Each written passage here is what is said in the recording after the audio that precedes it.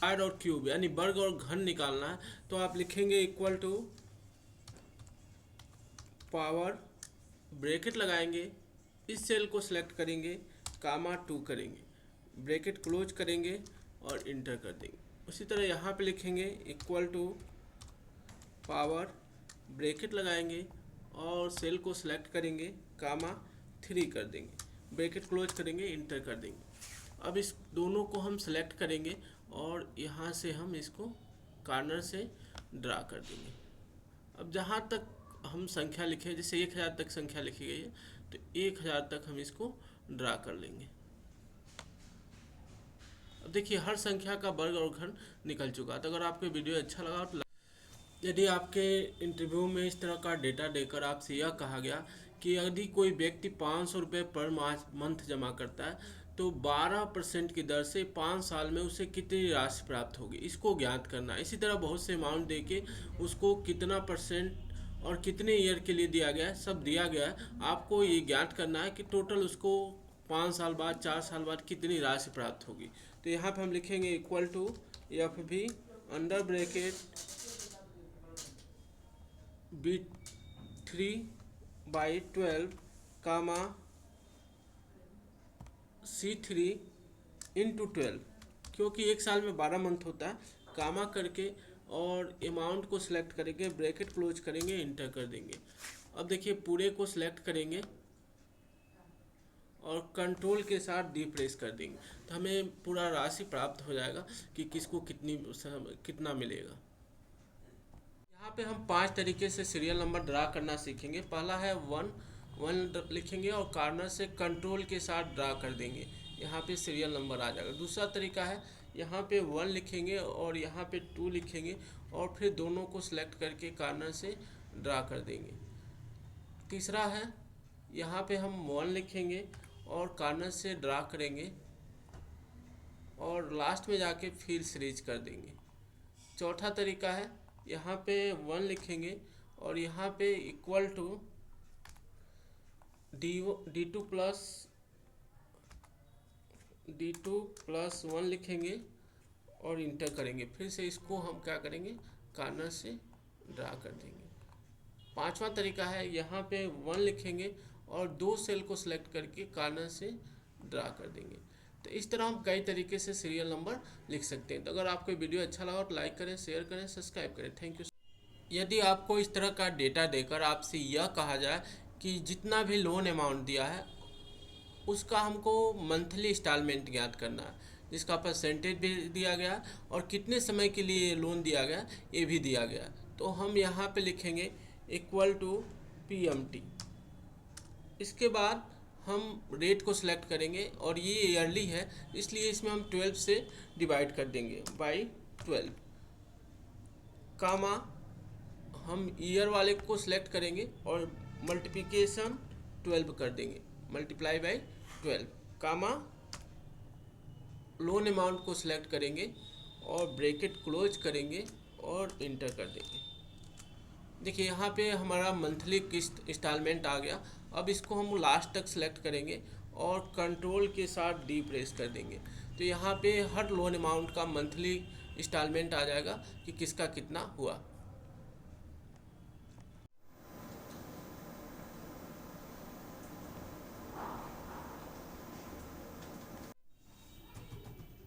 यदि आपके इंटरव्यू में इस तरह का डाटा देकर आपसे यह कहा गया कि जिस सेल पे आप क्लिक करें वो डाटा हाईलाइट हो जाना चाहिए, तो जिस तरह ये हाईलाइट हो रहा है, तो हम ऐसा कैसे कर सकते हैं।